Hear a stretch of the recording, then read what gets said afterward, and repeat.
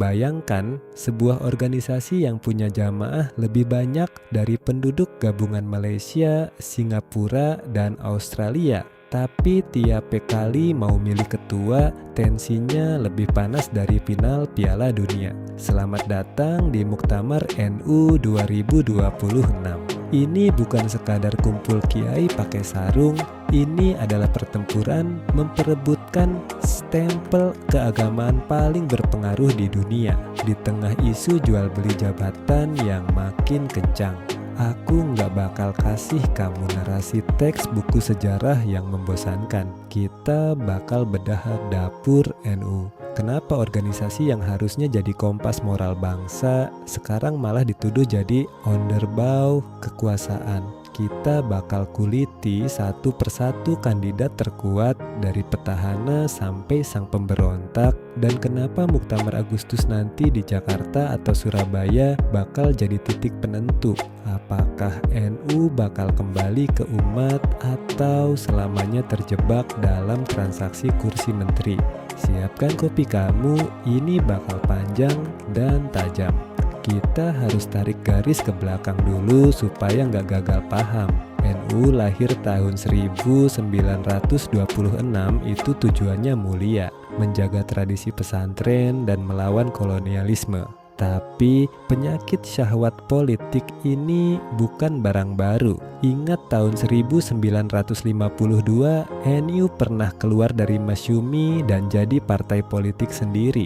Hasilnya memang besar secara suara, tapi secara moral kiai-kiai sepuh mulai gelisah. Mereka ngerasa marwah ulama turun jadi sekadar pencari suara. Puncaknya di Muktamar Situbondo 1984. Di sana Kiai Haji Ahmad Siddiq dan Gus Dur bikin gebrakan jenius. Kembali ke kita, artinya NU cerai sama politik praktis. Mereka bilang tugas kita itu dakwah dan pendidikan, bukan rebutan kursi menteri. Tapi lihat sekarang, 40 tahun kemudian, janji itu kayak kertas lama yang mulai luntur kena air hujan. Kita lihat NU hari ini seolah-olah punya akses VIP ke istana, tapi harganya mahal, independensi. Sekarang kita masuk ke bagian yang agak sensitif.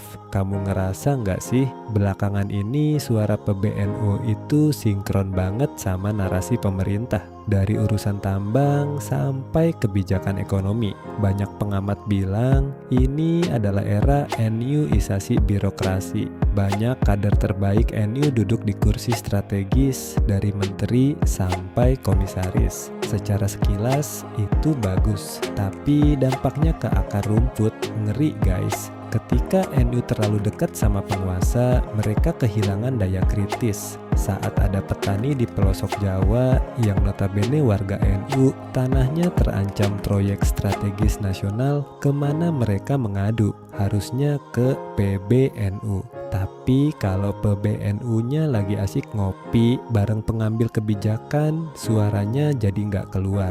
Inilah yang disebut jebakan Batman. Kita dapat jabatan, tapi kita kehilangan kepercayaan umat. Muktamar 2026 adalah momentum untuk menagih. NU ini milik umat atau milik elit? Mari kita bedah siapa saja yang bakal adu sakti di Muktamar nanti. Nama-nama ini bukan orang sembarangan. 1. Kiai Haji Yahya Cholil Stakuf, Gus Yahya. Sebagai petahana, beliau punya mesin organisasi yang rapi. Visi dikdaya NU beliau luar biasa secara intelektual. Tapi beliau juga memikul beban kritik paling besar soal kedekatan dengan kekuasaan. Pertanyaannya, apakah beliau bisa membuktikan kalau NU tetap independen di bawah kepemimpinannya di periode kedua? 2. Kiai Haji Marzuki Mustamar. Ini adalah sosok People's Champion.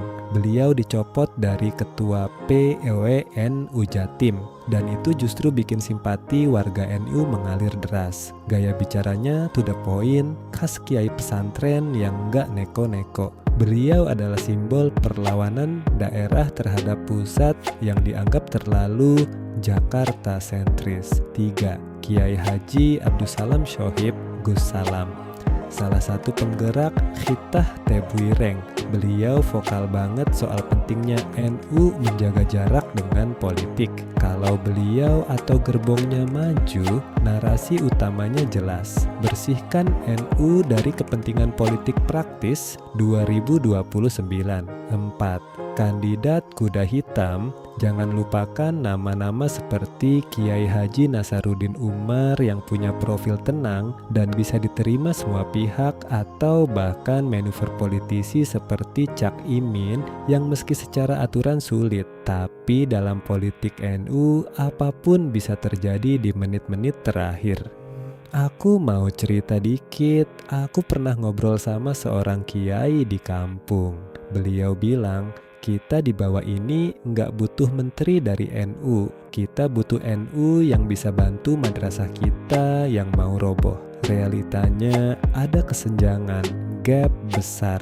Di atas bicara soal geopolitik dan diplomasi dunia, di bawah bicara soal pupuk mahal dan sekolah yang nggak terurus. Muktamar nanti bakal jadi ajang pembuktian siapa kandidat yang benar-benar punya bau keringat santri, bukan cuma bau parfum hotel mewah tempat lobi-lobi politik dilakukan. Jadi, kenapa Muktamar 2026 ini begitu krusial? Karena Indonesia sedang berada di masa transisi kepemimpinan nasional. Kalau NU gagal mandiri, ia cuma bakal jadi alat untuk legitimasi kebijakan yang belum tentu pro rakyat. Klimaksnya ada di sini, kemandirian. Itu bukan berarti musuhan sama pemerintah. NU harus bermitra, tapi mitra yang setara, bukan mitra yang manut, karena sudah dikasih jatah. Bayangkan kalau NU kembali ke marwahnya sebagai penjaga moral. Ketika pemerintah salah, NU bilang salah dengan suara yang menggelegar. Ketika rakyat butuh perlindungan, NU jadi barisan terdepan. Itulah janji kemandirian yang kita tagih. Kita nggak butuh pemimpin NU yang jago lobby proyek, kita butuh pemimpin yang saat dia bicara seluruh negeri diam karena tahu yang bicara adalah kebenaran, bukan kepentingan.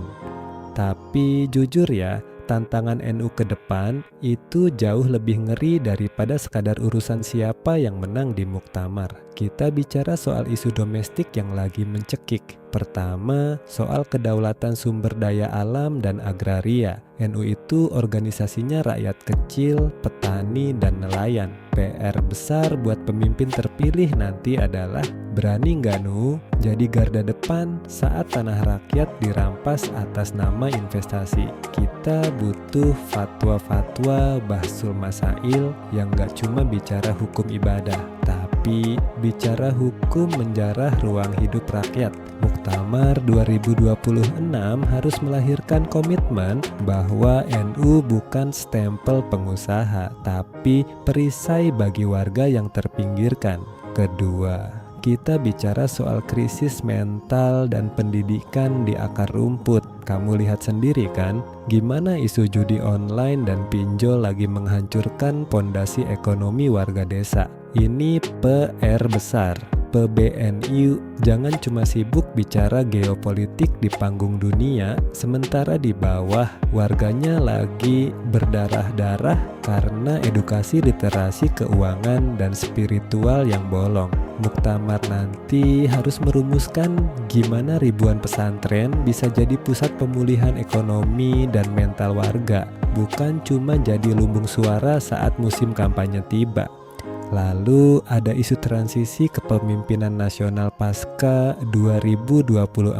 Setelah Muktamar 2026 nanti, Indonesia bakal benar-benar masuk ke babak baru di bawah pemerintahan yang juga baru. Disinilah peran NU diuji. Apakah ia akan menjadi mitra kritis yang berani menegur kalau kebijakan negara melenceng, atau malah jadi benteng yang melindungi kepentingan elit kekuasaan? Ingat, legitimasi agama itu punya kekuatan besar di Indonesia. Kalau NU diam saat keadilan diinjak-injak, maka secara nggak langsung ia ikut membiarkan kerusakan itu terjadi. Inilah beban sejarah yang harus dibawa siapapun yang terpilih nanti. Obrolan kita kali ini memang agak berat, Tapi ini penting karena NU adalah bagian dari tulang punggung bangsa ini. Muktamar pertengahan tahun ini bukan cuma urusan warga NU, tapi urusan kita semua yang peduli pada demokrasi dan moralitas di Indonesia.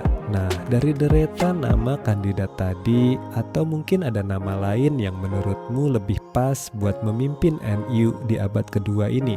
Coba tulis di kolom komentar, kita diskusi sehat di sana. Dan kalau kamu ngerasa video ini penting buat membuka mata lebih banyak orang, jangan ragu buat share dan subscribe. Kita kawal bareng-bareng Muktamar 2026.